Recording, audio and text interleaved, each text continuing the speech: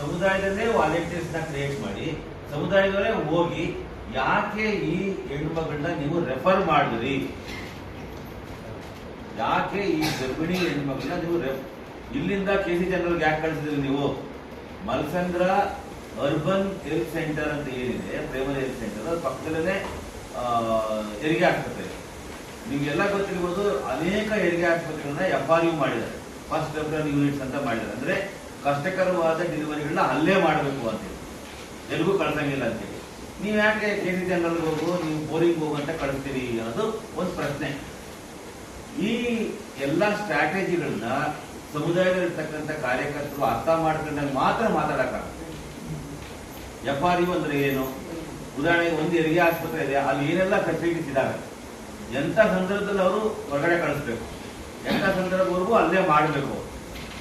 ಮತ್ತು ಇಲ್ಲಿ ಬ್ಲಡ್ ನಾವ್ಯಾಕೆ ತಂದ್ಕೊಡೋಣ? ನೀವೇನ್ ಮಾಡ್ತೀರಿ? ಹಿಂಗಾದ್ರೆ ನೀವ್ಯಾಕೆ ಡಾಕ್ಟರ್ ಇಲ್ಲ, ನೀವ್ಯಾಕೆ ಅನಸ್ತೇಷಿಯಾ ಡಾಕ್ಟರ್ ಇಲ್ಲ ಅಲ್ಲಿ, ನೀವ್ಯಾಕೆ ಗೈನಕಾಲಜಿಸ್ಟ್ ಇಲ್ಲ ಅಲ್ಲಿ? ಏನಾಯ್ತು? ಇಷ್ಟು ದಿವಸ ಏನ್ ಮಾಡ್ತಾ ಇದ್ರಿ ನೀವು? ನಿಮ್ಮ ವಾರ್ಡ್ ಅಲ್ಲಿ, ನಿಮ್ಮ ಸೆಟಲ್ಮೆಂಟ್ ಅಲ್ಲಿ ಎಷ್ಟು ಜನ ಗರ್ಭಿಣಿಯರಿದ್ದಾರೆ, ಎಷ್ಟು ಜನಕ್ಕೆ ತಾಯಿ ಕಾರ್ಡ್ ಕೊಟ್ಟಿದ್ದೀರಿ, ಆ ಮೇಲ್ವಿಸ್ತರಣೆ ಯಾರು ಮಾಡ್ತಾರೆ ಅಂತಕ್ಕಂಥ ಪೂರ್ವ ನಿಯೋಜಿತ ಕೆಲಸ ಕಾರ್ಯಗಳನ್ನು ಮಾಡಿಕೊಂಡ್ರೆ ಆ ಎಮರ್ಜೆನ್ಸಿ ಸಂದರ್ಭದಲ್ಲಿ ಗಲಾಟೆ ಮಾಡುವಂತ ಸಂದರ್ಭ ಬರೋದಿಲ್ಲ. ಸೊ ಆ ತರ ಸ್ಟ್ರಾಟಜಿನ ನಾವು ಮಾಡಿಕೊಂಡು ಅಲ್ಲಿ ಮಲ್ಸಂದ್ರ ವಾರ್ಡ್ ನಂಬರ್ 13 ನಲ್ಲಿ ನಮಗೆ ಸುಮಾರು ಆಲ್ಮೋಸ್ಟ್ ಒಂದು ವರ್ಷ ನಮ್ಮನ್ನು ಹತ್ರ ಸೇರಿಸಿರ್ಲಿಲ್ಲ ಯಾರು ಡಾಕ್ಟರ್ ಸ್ಟಾಫ್. ನಾವು ಕೇಳಿದಾಗ ನೀವ್ಯಾರು ಕೇಳಕ್ಕೆ, ನೀವೇನು ಇದು ಮಾಡೋದು, ಏನು ಹೇಳಲ್ಲ ಹೋಗ್ರಿ, ನೀವು ಏನು ಮಾಡಲ್ಲ ಹೋಗ್ರಿ, ನಾವು ಬರಲ್ಲ ಹೋಗ್ರಿ ಅಂತ ಕಳ್ಸೋದು. ಯಾವಾಗ RTA ಅಪ್ಲಿಕೇಶನ್ಸ್ ಹಾಕಿ ಇದೇನು ALS ಎಲ್ಲಿದೆ, ದುಡ್ಡು ಎಲ್ಲಿದೆ, ನೀವ್ಯಾರು, ಇದು ಯಾರು ಸ್ಟಾಫ್, ಅವ್ರ ಹೆಸರೇನು, ಇವೆಲ್ಲ ಕೇಳಕ್ ಹಚ್ಕೊಂಡ್ಬಿಟ್ವಲ್ಲ, ಆವಾಗ ಅವರು ಮೆತ್ತಗಾಗ್ಬೇಕು. ಅವಾಗ ಬನ್ನಿ ಮಾತಾಡೋಣ, ಕೂತ್ಕೊಳ್ಳಿ, ಏನಾಯ್ತು, ಹೆಂಗಾಯ್ತು, ನಾವು ಹೆಲ್ಪ್ ಮಾಡ್ತೀವಿ ನಿಮ್ಗೆ, ನಾವು ಮಾಡ್ತೀವಿ ನಿಮ್ಗೆ, ಏನಾದ್ರು ಸಮಸ್ಯೆ ಇದ್ರೆ ಹೇಳಿ ನೀವು ಅಂತ ಬಂದ್ರು. ಅಂದ್ರೆ ಜನರನ್ನ ಟ್ರೀಟ್ ಮಾಡೋದೇ ಬಹಳ ಉದಾಸೀನ ಟ್ರೀಟ್ ಮಾಡ್ತಾರೆ.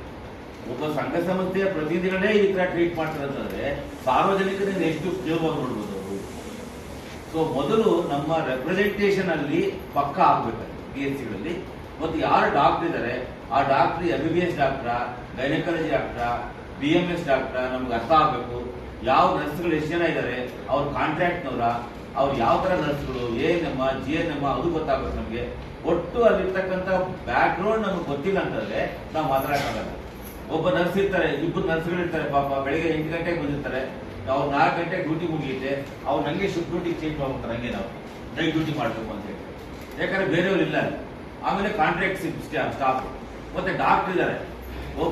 ಒಂದು ಉದಾಹರಣೆ, ಮೆಡಿಕಲ್ ಕ್ಯಾಂಪ್ ಮಾಡಬೇಕು ಅಂತ ಹೇಳಿ ರಿಕ್ವೆಸ್ಟ್ ಮಾಡಿದಾಗ ಡಾಕ್ಟರ್ BSc ಡಾಕ್ಟರ್ ಇಲ್ಲ ನಾವು ಬರೋಕ್ಕಾಗೋದಿಲ್ಲ, 12 ಗಂಟೆ ಮೇಲೆ ಬರ್ತೀವಿ, ಆದ್ರೆ ನಾವು ಫೀಸ್ ಕೊಡಬೇಕು ಅಂತ.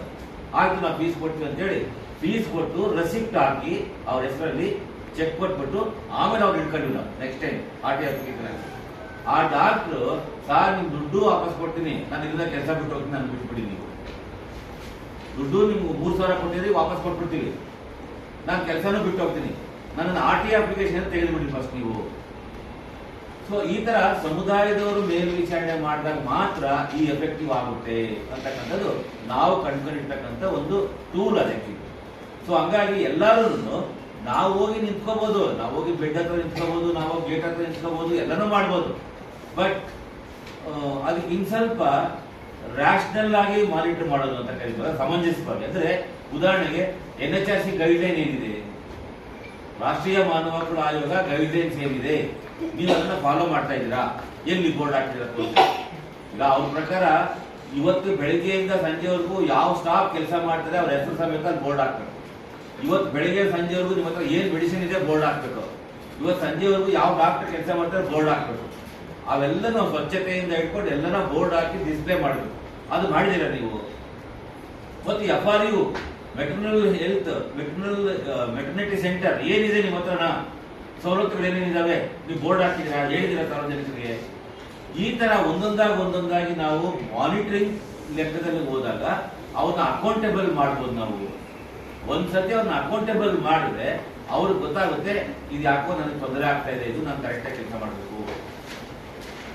ಸೊ ಆ ನಿಟ್ಟಿನಲ್ಲಿ ನಾವು ಒಂಚೂರು ಮಾಡ್ತಾ ಇದ್ದೀವಿ, ಒಂದ್ ಸ್ವಲ್ಪ ಮಾಡಿದೀವಿ, ಇನ್ನೂ ಮಾಡಬೇಕು. ಯಾಕಂದ್ರೆ ಇದು ನಮ್ದೇನು ಹಳೆಯ ಅನುಭವ. ಆಕ್ಚುಲಿ ನಾವು ಹಿಂದೆ JIK KGS ಅಲ್ಲಿ ಇಂಥದ್ದೆಲ್ಲ ಪಬ್ಲಿಕೇಶನ್ ಎಲ್ಲ ಮಾಡಿದ್ವಿ, ಒಂದು ಡಾಕ್ಯುಮೆಂಟ್ ಮಾಡ್ತೀವಿ, ಫೋಟೋ ತೆಗಿತೀವಿ, ವಿಡಿಯೋ ತೆಗಿತೀವಿ ನಾವು ಏನ್ ಆಗ್ತಾ ಇದೆ ಅಂತೇಳಿ. ಅಷ್ಟು ಆಸ್ಪೆಕ್ಟ್ ಒಳಗಡೆ ಕಾಲ್ ಇಟ್ಟ ತಕ್ಷಣ ನಾವು ನೋಡ್ತೀವಿ, ಗೋಡೆಗಳು ಬೋರ್ಡ್ಗಳು ಎಲ್ಲ ನೋಡ್ತೀವಿ ನಾವು. ಎಲ್ಲೆಲ್ಲಿ ನಮ್ಗೆ ಅನುಮಾನ ಬರುತ್ತೆ ಅದನ್ನ ಫೋಟೋ ತೆಗಿತೀವಿ ನಾವು. ನೀರಿದೆಯಾ, ಇಲ್ಲಿ ಟಾಯ್ಲೆಟ್ ಇದೆಯಾ, ಜಗ್ ಇದೆಯಾ, ಏನಾಯ್ತು ನಿಮ್ ದುಡ್ಡು, ಏನಾಯ್ತು ದುಡ್ಡು, ಯಾರಿಗೆ ಕೊಟ್ಟಿದ್ದೀರಿ ನೀವು, ಯಾಕೆ ಖರ್ಚು ಮಾಡಿಲ್ಲ, ಈ ತರ ಒಂದೊಂದಾಗಿ ನಾವು ನೋಡಕ್ಕೆ ಪ್ರಯತ್ನ ಮಾಡ್ತಾ ಇದ್ವಿ. ಸೊ ಆ ತರದ್ದು ಮಾಡೋದ್ರಿಂದ ಅಲ್ಲಿರ್ತಕ್ಕಂಥ ಸಿಬ್ಬಂದಿಗಳು ಅಥವಾ ಯಾರು ಅಧಿಕಾರಿಗಳಿದ್ದಾರೆ ಅವ್ರನ್ನ ಅಕೌಂಟೇಬಲ್ ಮಾಡ್ಬೋದು. ಅಕೌಂಟೇಬಲ್ ಮಾಡೋರ್ಗು ಅದು ನಡೆಯೋದಿಲ್ಲ, ತಪ್ಸ್ಕೊಂತಾರೆ ಅವ್ರೀಗ ಪ್ರತಿಕ ತಪ್ಸ್ಕೊಳ್ತಾ ಇದ್ದಾರೆ. ಹಂಗಾಗಿ ಅಕೌಂಟಬಿಲಿಟಿನ ನಾವು ತಂದಾಗ ಅಲ್ಲಿ ಸರ್ವಬಹುದು ಅಂತ ಅನ್ಕೊಂಡು ಮಾಡ್ತಾ ಇದ್ವಿ. ಇದೊಂದು ಸಣ್ಣ ಉದಾಹರಣೆಗಳಷ್ಟೇ, ಇದನ್ನು ದೊಡ್ಡ ಸಾಧನೆ ಅಲ್ಲ.